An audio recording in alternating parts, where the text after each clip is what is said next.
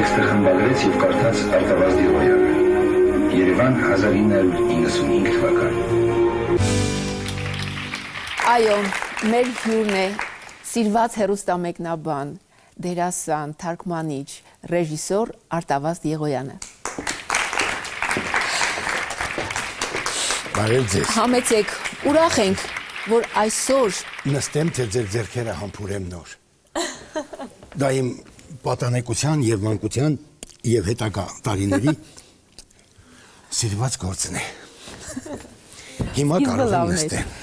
Շարունակությունը պակաս ոգևորիչ չէ, շնորհակալ ենք, որ այսօր ժամանակ եք գտել և եկել եք մեր տաղավար, որովհետև այսօր ձեր ծննդյան օրն է,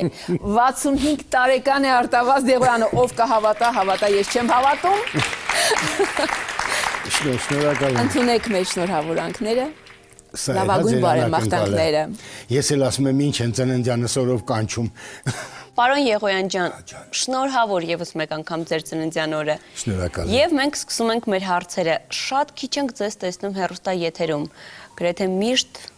մերժում եք հաղորդումներին հյուր գնալու առաջարկը։ Բայց դա քիթը տնկած լինելու պատճառ չի։ Ես այդպեսին չեմ։ Ես Անտունի հետ Անտուն եմ, նախարարի հետ նախարար, խուլիգանի հետ խուլիգան, այնպես որ բոլորի հետ հարմարվող եմ։ Ուղղակի գոռոզությունը չի, որ գնում եմ։ Մի քիչ առողջական խնդիրներ ունեմ։ Դա է։ Այդ էլ ժամանակավոր։ Քիչ առաջ ես բավական նշեցի եւ մասնագիտություն, եւ աշխատանք, եւ կոչում, բայց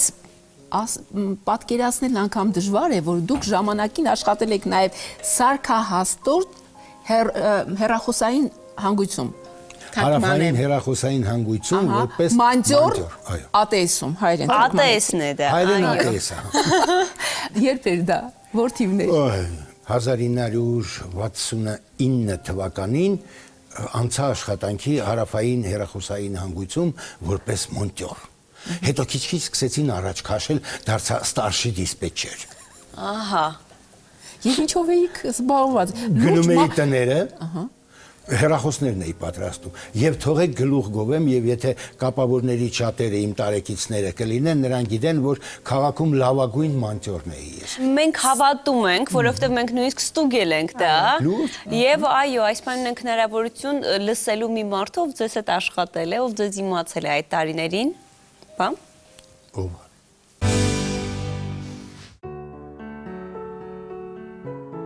Որ ասում եմ հարավային հեռախոսային հանգույց, այն ժամանակ դա 42, 44, 46 ԱՏՍ-ներն էր։ Հիմա է արդեն առանձնացել բաները, այդտեղ ենք աշխատում, ինքը որպես բնակիչների սպասարկող էր։ Ինքը երրորդ մասի արտոն էր, ուզում էին բոլորը, որ իր մոտ գան, ինքը գնա այդ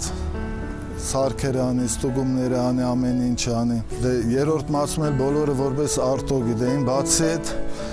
ինքը լավ երաժշտական հատկություններ ուներ, լավ երգեր երգում։ Մեր օրինակ քեֆերը հարավային հանգույցը 42 ծնունդ կլներ, ինչ կլներ արտոն էր։ Ու մենակ արտոն ինքը այդ բոլոր ծնունդը անցկացնում էր։ Որ հեռախոսը վերցնեք մեջը ձեն կա, դրան զումեր են ասում։ Նոր աշխատող էր եկել, գալիս արտոյի մոտ բան դե իր նապարնիկ էլի բան օգնական հա երևի։ Գալիս է նոր է եկել, հարց ու փորձ անում արտոն բան Նեսյանյան, տալիս է մի վեդրո, ասում է գնա եկի զումեր բեր, վեդրոն առնում գնում է, տանում է, տալիս է ասում է արտոն աղերգել, ասում է որ զումեր տանեմ, դե գիտեն արդեն են դեր, ասում է արտոն աղերգել, հա։ Ես են ես լեսարենում մարդան, ինչ կատ կալու շտորվա մարվա կալի կլստում այդ վեդրոն, դասվատ արտոյ։ Մեր արտոն բացի աշխատանքից հետո, իհարկե աշխատանք իր տեղն էր, բայց աշխատանքից հետո մեր արտոն դառնում էր հիպի արտո։ Դե այն ժամանակները 70 թվականներին, դե հիպի խումբը որ կար, գիտեն բոլորը, մեր տարիքի մարդիկ ավելի ճիշտ գիտեն, մազերը երկար էին պահում, նույնն էլ մեր արտոն, մազերը երկար էին ու հիմնականում արտոյի իսկական բանը ասում են հիպի արտո, որ մյուսներից տարբերն էր ու ինքը շատ նման էր, թե իրա ձենով, թե իրա նվակով, բանով, ամեն ինչով նման էր։ Վայիվան ջան, շնորհակալ եմ։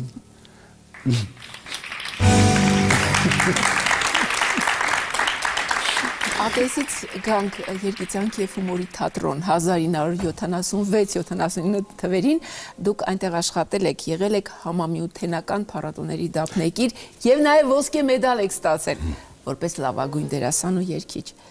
Պարոն Եղոյան, ինչու այդ ամենը շարունակություն չունեցավ։ Նկատի ունեմ մասնագիտական, ասեք թատերական ինստիտուտ, ինչու չդիմեցիք։ Լուսահոգի Ղազար Մանուկի չկար, մեկ էլ Արտաշես Գրիգորիչը։ Նրանք եկել էին մեր ինքնագործ թատրոն, ես 74 թվից եմ եղել այդ թատրոնում։ 4-5 տարի ընդամենը 16 գլխավոր դեր խաղացի, այն էլ փողոցից առանց կրթության, առանց որևէ բանի, ուղղակի այդպես մտա թատրոն։ Արտաշես Գրիգորիչը ասեց, որ տղաս բոլոր կանանց ամուսինն էի խաղում Հորացիոս Գոդիվե։ Հա, իրենք էլ եկել էին դա դիպլոմային հաստատելու համար, տեսավ, ասեց տղա արի ստեղ գնացի, ասեց դու պիտի սովորես, ես իմացա, որ դու կրթություն չունես։ Վաղվանից կգաս թղթերդ կբերես ընդունելության բանն է թատրոնում, ասեցի կինս երրորդ երեխայի վղի դահլիճում նստած է, ես ձեր թատրոնով, ձեր կրթությամբ ինչ պիտի վաստակեմ, իսկ ատեստում օրը ահաչին փող է, լավ։ Այսինքն ընտանեկան հանգամանքները խանգարեցին։ Իհարկե։ Հա։ Ես եմ։ Պարոն Եղոյան, հետագայում Էրեբունի եւ Նայրի վոկալ գործիքային անսամբլ։ Սկզբից Նայրին էր։ Նայրի եւ Էրեբունի։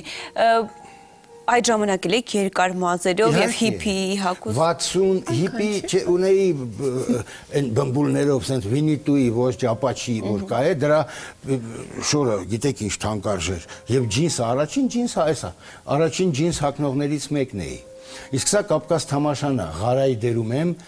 թարգմանեցի չափածոն ռուսերեն Չարենցին թարգմանությունները սկսվել էին։ Ես թարգմանեցի չափածո եւ խաղացի Ղարա եւ ոսկե մեդալ ստացա 160 կոլեկտիվի մեջ, որոնց կազմը 30-ից 40 հոգի էր։ Այդքանի մեջ միայն ինձ տվեցին ոսկե մեդալ։ Այն դեպքում, երբ որ Չարենցը 37 թվից արգելված էր, հատկապես Կապկաս Թամաշան, Փափազյանի նման դերակատարը խաղացել է տապալվել, ոչ թե տապալվել է որ վատ է խաղացել, այլ սովետին։ Գաղափարական Կարլ Խաչվանյանին են տապալել, իսկ ինձ ոսկե մեդալ տվեցին ախմախները։ Դերասանական բնակավարը հասկացանք, երգիչ կարող եք նաև դառնալ եւ երգիչ էլ։ Մինչև թատրոնը ես երգում էի Էրեբունի վոկալ գործիքային անսամբլում Ձախարուտի հետ 69 թվականից 68-69 Արեշի 5 կինոյին, ավանգարդ կինոթատրոնն էր, դա Արեշի 5 կինոյում։ Այ այստեղ ես առաջարկում եմ ընդմիջում, օգնիկ, դիտենք տեսանյութը։ 70-ական թվականներին մենք արդեն խումբ ունեինք Էրեբունի վոկալ գործիքային անսամբլ, հետո խումբը մասնացվեց որոշ մարդկանց հեռանալու պատճառով եւ արտոնիկ եկան եւ նորը խումբը կազմվեց եւ այդտեղից սկսվեց մեր երգ-երաժշտության ասպարեզը։ Ժողովրդական երգերը մենք վերցնում էինք ու սարքում էինք ավելի մոդեռն ռոք-ն-ռոլի ձևով եւ կատարում էինք դա եւ դարձավ մեզ համար կյանք, դարձավ ապրուստի միջոց։ Հիշում եք այդ ժամանակ գիպրու շապիկներ կային, դեղին գույնի, կարմիր գույնի, նոր մոդայերը Եվրոպայում սկսել էին հագնել։ Այդ ջինսերով, որը մենք հագնում էինք, երբեմն տղեկ էին փողոցը կայաց էր, ասում էին, արա փող չունես, արքեզը փող տանք, գնա կարգին շալվար հագի, բայց դրանից մի քանի տարի հետո արդեն իրենք սկսեցին այդ ջինսերը փնտրել եւ ինչքան խանութներում վարակույրի մատերիալ կար, վերցում էին եւ այդ գիպյուրի շապիկներից էին կարել տալիս, որը բոլորովին էլ շապիկի համար չէր նախատեսված այդ գիպյուրը։ Միայն ծաղրը չէ, ինչ կռիվների մեջ, ինչ բաների մեջ էին ընկնում, այլ ասում ես այս ձև եմ հագնվում, դուք ուրիշ ձևի հագնվեք, ինչ, ձեզ ոչ ոք ճիշտ, բայց ժամանակները տարբեր էին էլի այն ժամանակ։ Հետո ժամանակներ եղան, որ մենք սկսեցինք հարսանիքներ էլ գնալ երկելու կամ նվագելու, իսկ այս հարսանիքները արդեն դարձան մեզ համար ազգային դպրոց, որտեղ հարսանիքներում երկում ենք հայկական երգեր։ Եվ այդ ժամանակվա այդ իմ պաշարը ես կարողացա օգտագործել իմ ծրագրերի մեջ, որ ձայնագրությունների մեջ, որ իր արդյունքը անպայման տվեց։ Արտոն եւ Աշոտը, որ մեր խմբի բասիստներ, իրենք հիմա իմ վերջին օղակն են իրենք իմ պատանեկության հետ, իմ անցած տարիների, գիտեք ինչ, ոչ հոգս ունեինք, ոչ դարդ ունեինք, մեր ամեն ինչումյան երգերաշություններ և ապրում էինք լրիվ լիարժեք պատանեկան կյանքով ինչպես որ մի պատանին կապրի։ Ընկերուհիներ, աղջիկներ, երեկույթներ, բայց միևնույն ժամանակ այդ երաժշտությունը, որ մեզ կապում էր իրար հետ, որ դարձավ մեզ համար շատ կարևոր, մեր հետագա անելիքների համար։ Արտո ջան, շնորհավորում եմ քո 65 ամյակը, դու էլ եկար ինձ հասար, դու իմ վերջի օղակն ես կապող իմ պատանեկության հետ, իմ քաղաքի հետ, իմ ազգի հետ, իմ ժողովրդի հետ, ես ցանկանում եմ ամենայն բարիք, առողջություն ու ամեն անգամ գալուց ուզում եմ քեզ ավելի առողջ տեսնեմ, ավելի ուրախ տեսնեմ քո զավակների, քո թոռների ու քո սիրասին տիկնոջ հետ միասին ես բարի տարեդարձ սիրելի ընկեր։ Լավանատ Նիկոլոս, երբ էիք հասցրել ամբողջ օրը միասին ենք եղել, ես երբ էիք հասցրել նկարել, շնորհավոր եմ։ Մի քանի րոպե կարողացել էինք։ Ինձ թվաց, որ իր հաղորդումից էր կտորվել, թվաց, որտեղ ռակուրսը ուրիշ էր հետո։ Ոչ, հատուկ այսօրվա համար էր։ Դե մենք 67 թվականից ընկերներ ենք, արդեն ինքը ասեց ինչպես էր, մենք մի բաժին ինքների երգում, մի բաժին մենք էինք երգում, դե ես երգում էի Գիլանի երգացանկից, Յան Գիլանի, Deep Purple, Uriah Heep, մի խոսքով խենթի պես ապրում էինք խենթ ջահելների պես առանց դարդի մեջներից աշխատողը միայն ես էի։ Դուք ընտանիք ունեիք արդեն։ Այո, արդեն, ես ընտանիք ունեի արդեն, մամաս զորով ինձ ամուսնացրեց, թե չէ արդեն ուրիշ կողմերն էին գնում, մի խոսքով։ Ժամանակ լսում էինք ծնողներին 20 տարեկան էի ամուսնացել։ 70 թվականին 20 տարեկանում եք ամուսնացել։ 45 տարի եմ։ Դրա համար ինստիտուտ չգնաց։ 45 տարի մի կնոջ հետ եմ ապրում։ Եվ այնպիսի դեմքի արտահայտությամբ եք ասում։ Բողոքում եք։ Չեմ բողոքում։ Չեք բարկանում, Չէ, շնորհակալ եմ։ Ինքը ինձ լավ ընկեր է եղել, հենասյուն է եղել իմ կյանքում, միշտ թիկունք, 3 զավակ, այսինքն մի աղջիկ եւ 2 արու զավակ նվիրեց ինձ։ Մի խոսքով վերջինին էլ հազիվ համոզելով Խաչիկի Եղոյան։ Բա ոնց չլիներ։ Այո, իսկ հիմա եւս մի փոքրիկ անակնկալ։ 45 տարվա պատմությունից։ Չէ, հա։ 44 երևել է, ամուսնացած ենք իրար հետ, միասին ապրում ենք, ունենք 3 երեխա, երևի մի 10 տարի հետո հասկացա, որ միևնույն է եղել է վեճեր, որ կամ արվեստը, կամ ես, կամ ընտանիքը, բայց զգացել եմ, որ չէի զուրա։ Չուներ ժամանակ, որ ինձ օգներ, որ ունենար չօգներ, այդ ժամանակ կարող էի ես ինչ-որ դժգոհել, բայց քանի որ տեսնում էի ժամանակ գիշերը 4-ին տուն էին գալիս, մոնտաժից եւ այլն եւ նկարանումներից, էլ ոնց ասեի, արի ինձ օգնի։ Չեմ էլ կարող պահանջել ավելին, որտեւ ինքը աշխատանքի մեջ է։ Հասկանում եք, այդ բոլորը հասկանալով լռում ես, հանդուրժում, ապրում ես։ Մեր վեճերը երկար չի տևում։ Ասենք մի ժամ, 2 ժամ անցնում գնա, կամ վիճում ենք ինքը գնում է, մինչև գալիս արդեն փողված։ Վիճելու ժամանակ էլ չունես, որ վիճես, ինչի սա էսպես չի, նա այնպես չի։ Էդ է ինքը։ Ինքը շատ է սիրում իր երեխաներին, լավ հայր է։ Նվիրված, եթե վերջի կրոշն էլ լինի, նա կծախսի երեխաների վրա։ Չի մտածի, որ իրեն։ Բայց դե դժվարությունը օքսերը ընկնում է այլի այն վրա, որտեղ ինքը տանը չի։ Այդ է պատճառը։ Առաջինը ցանկանում եմ առողջություն, որտեղ ինքը իր այս հիվանդությունը իրան շատ կոտրեց։ Ինքը սենց ժամանակից շուտ չպետք է նստեր տանը, էլի։ Ինքը աշխատող ստեղծագործող մարդ է։ Պարզապես չգիտեմ ինչ է հիվանդությունը իրան լրիվ ուրիշ մարդ զարկեց։ Ինքը չի ուզում անգամ տանից դուրս գա։ Ամենակարևորը առողջություն, երկար կյանք ունենա, առողջ լինի, գոնե այս ապրած տարիները ինքը նորմալ ապրի։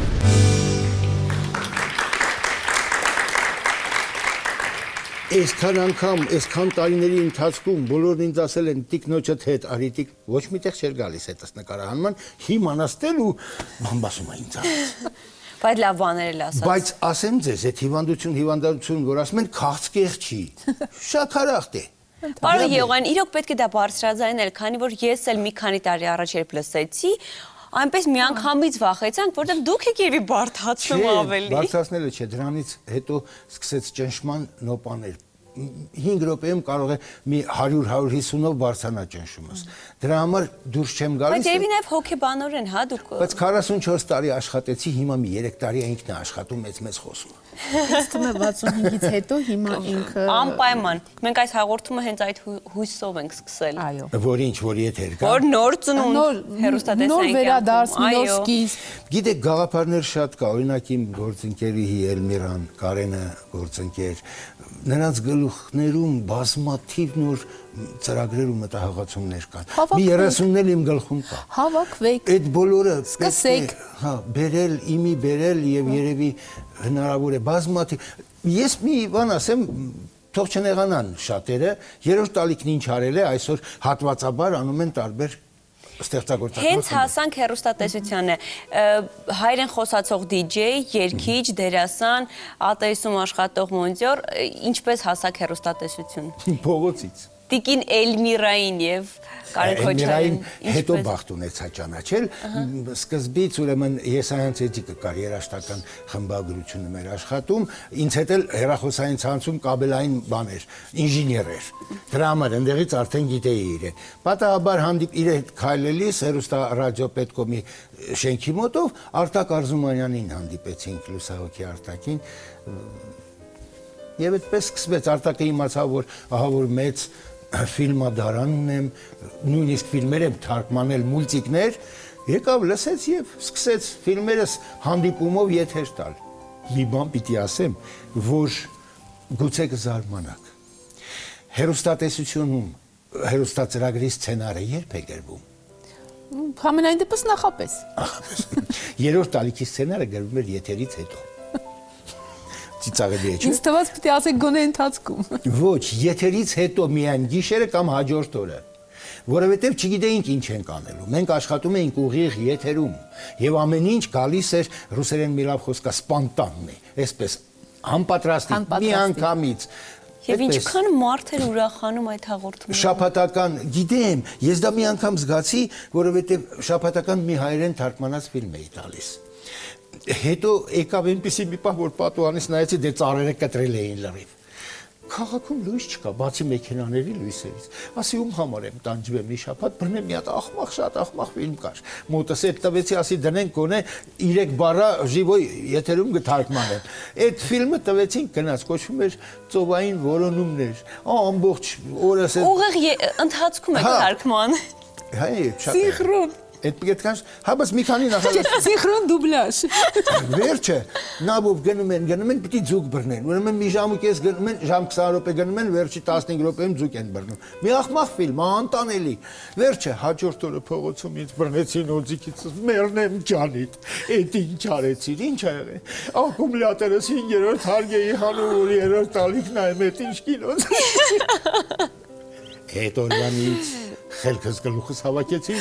եւ միայն լուրջ ֆիլմեր էի թարգմանում։ Իսկ այդ տարիների փառքը, հայտնիությունը չեմ ուզում ասեմ, քանի որ ձեզ այսօր էլ են շատ ճանաչում եւ սիրում, բայց այդ ուշադրության կենտրոնում լինելը կարոտում եք։ Գիտեք, չէ, թող չմտածեն այդպես, որ չէ, դա հաճելի բան է։ Չխոսանք դրա մասին, դրա նման հաճելի բան կյանքում երևի ինչն է, չգիտեմ, երևի երեխա ունենալը կամ չգիտեմ ինչ-որ մի բան։ Դա շատ հաճելի է, բայց հոգնեցուցիչ է։ Դա ոչ միայն դրական բաներ է, լիցքեր է տալիս, նույնիսկ գալիս է ահագին բացասական լիցքեր։ Երբ փողոցում մեկը գալիս եւ քեզ ասում է սոված եմ, մի բան տուր ուտեմ։ Եվ դիմում է անունով։ Անունով, Արտո ջան, Արտավազ ջան։ Մի հատ արիտես երեխեքս ինչ են ուտում։ Իրանք չգիտեին, որ այդ տարիներին նույն վիճակում էր բոլորս ենք եղել։ Ասենք մեկին հագուստ, մեկին միլիցիանա բռնե, պիտի փրկես։ Գնում էի, հասնում էի միլիցիա, մինչև պետի մոտ, հանում էի միլիցիայից, մյուսին հիվանդանոցում։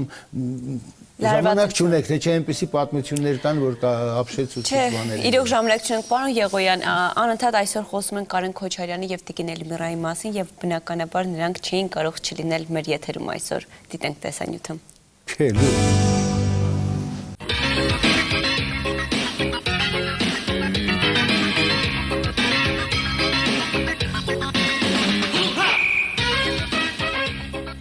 այդ դուետը իհարկե ստեղծվեց ժամանակին եւ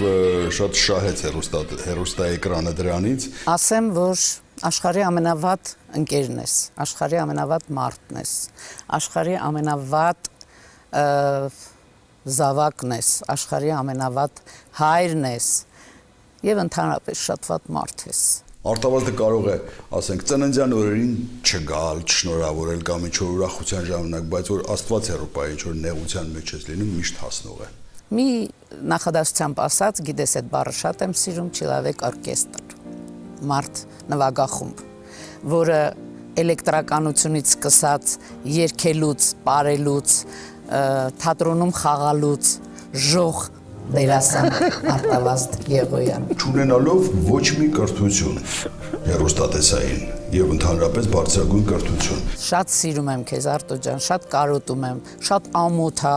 որ տենց փակվել ես տան մեջ ու չես գալիս, չես շփվում հետներս, բայց դե այս 25 տարիները թույլ են տալիս, որ ես այս ամեն ինչը քեզ ասեմ։ Շատ սիրում է բժիշկների Արտոն։ Հիմա դեպի քթի տակցի ծաղում է, բայց իրոք շատ է սիրում բժիշկների եւ դեպք չի եղել, որ ասենք մենք նկարահանենք ինչ-որ բժշկական կենտրոն կամ ինչ-որ հիվանդանոցում նկարահանանք, ինքը չօգտվի առիթից, մի հատ ճնշումը չչափի, մի հատ կարդիոգրամա չանի, մի խոսքով հետազոտվի ամբողջությամբ։ Ասեմ, որ այդքան կենսախինդ, այդքան կյանքը սիրող մարդ լինելով, անընդհատ փնտրում էր պատճառներ, որ իրան շտապ օգնությունով տանեն հիվանդանոց։ Եղել է դեպք, որ ինքը հիվանդանոցում պարկել է, նույնիսկ պարկել է գլխավոր բժշկի աշխատասենյակում եւ երբ որ մենք մտանք իրեն այցելության, տեսանք, որ այն սիստեմների, ասենք, մյուս այդ ջերմաչափահաս այդ ամենի փոխարեն ուրեմն այստեղ կախած էր ականջակալներ, այնտեղ մոնիտորը դրած, այստեղ մագնիտոֆոնը դրած եւ Արտավազդ Եղոյանը պարկած վիճակում թարգմանում է Մայրիկ ֆիլմը։ Հիվանդանոցում։ Ուզում եմ, որ այդ ամեն ինչը մնա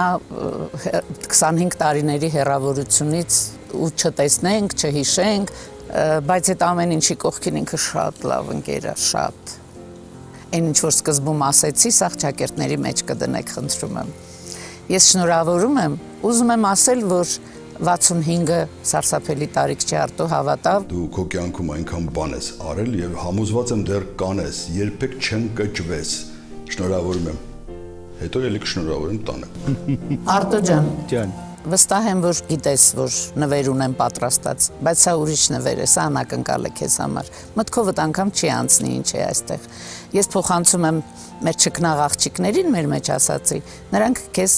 կտան այս նվերը իմ կողմից ու խնդրում եմ, ընտանիք վերադարձիր։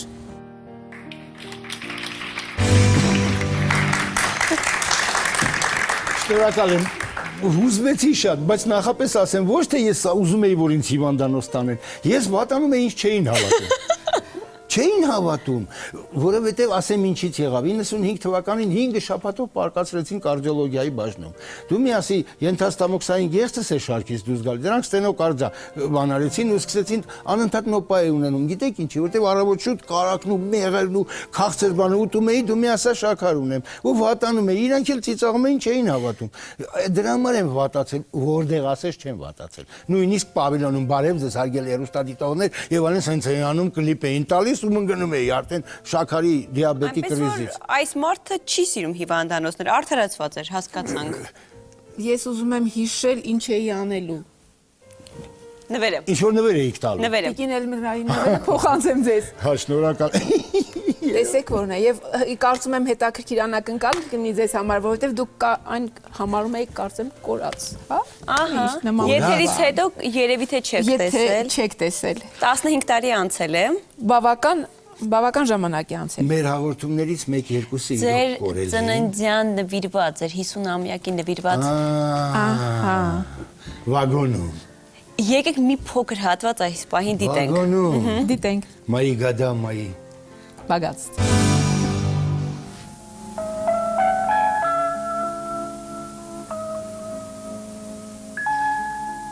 Ասում են, մարդ ինչքան մեծանում է, այնքան վերադառնում է դեպի մանկությունը։ Բարիքը, սա 50-ից հետո մարդ ավելի հաճախ է վերհիշում մանկությունն ու պատանեկությունը, չնայած այդ հիշողությունները ուղեկցում են մարդուն ողջ կյանքի ընթացքում։ Այսօր դու ամենադժվար պահերին հիշում ես քո արտաշեմ տատի հեքիաթներն ու մանկությանդ երազանքը, հեծանիվն ու հորաքրոջդ նվերը «Չուդո Ագանյոկ» խաղը։ Այսօր համակարգիչների եւ հզոր էլեկտրոնային տեխնիկայի դարում յուրաքանչյուր տարի քո ծննդյան դու սպասում ես, որ որևէ մեկը կրկին քեզ կնվիրի քո մանկության «Չուդո Ագանյոկը»։ Ամեն անգամ անցնելով Աբովյան փողոցով դու կարոտով ցույց ես տալիս այն դարպասը, որի վրա ժամանակին աստղ կար, եւ հպարտությամբ ու թախիծով ասում ես. այս բակում է անցել իմ մանկությունը։ Այստեղ էին իմ հեծանիվն ու խաղալիքները, իմ հարազատները եւ ամենաթանկարժեքը, իմ ծնողները։ Դու ծնվեցիր մի գեղեցիկ մամասը ռուսավոր օր։ Սպիտակ սավանը ծածկել էր աշխարհը։ Ջերմակ էր ամեն ինչ։ Քո հոգին էլ էր ջերմակ, ծնվեցիր ջերմակ ու մաքուր անաղարտ հոգով։ Ես ցանկանում եմ, որ որդիս դու քո ամբողջ կյանքը կես դարը ապրել ես, կես դարել ապրես ու շարունակես այդպես անաղարտ ու ձյունասպիտակ մնալ։ Հիմա արդեն 50 տարեկան ես դարել։ Այո, 50 տարեկան եւ երկու թորնիկի պապիկ ես։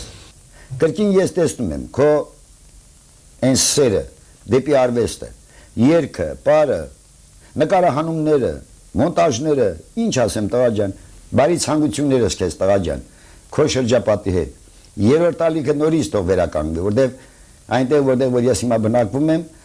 առավոտ աշխատանքի գնալուց այդ նույն խոսքերը ժողովրդի կողմից լսում եմ, ինչ եղավ երրորդ ալիքը, ինչ եղավ, բարին եք կատարել, լավ գործ եք արել, եւ մեր հայ արվեստի մարդկանց ոնց որ ասած արևերես եք հանում։ Էլ ինչ ասեմ տղա ջան։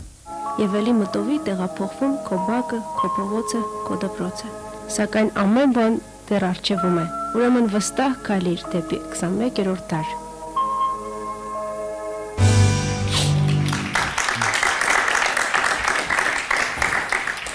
Ուզվեցի ծնողներից տեսա, երկուսն էլ արդեն չկա։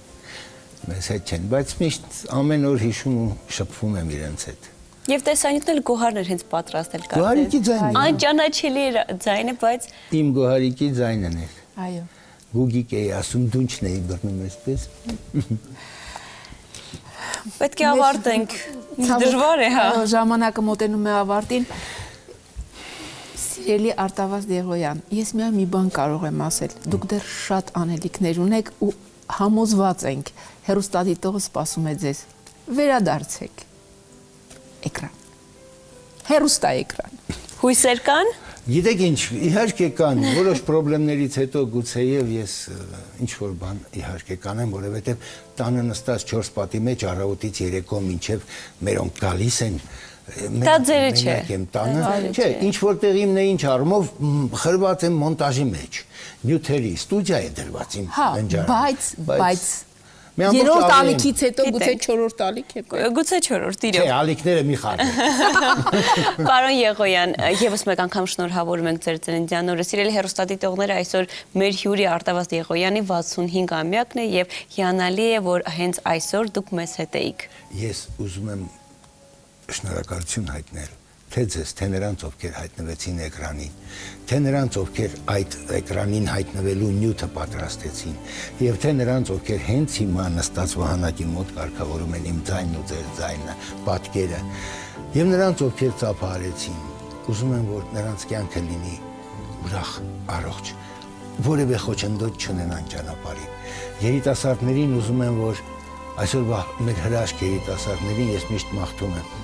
թող անհրաժեշտի պակաս չունենան, ավելորդի ձգտում չունենան։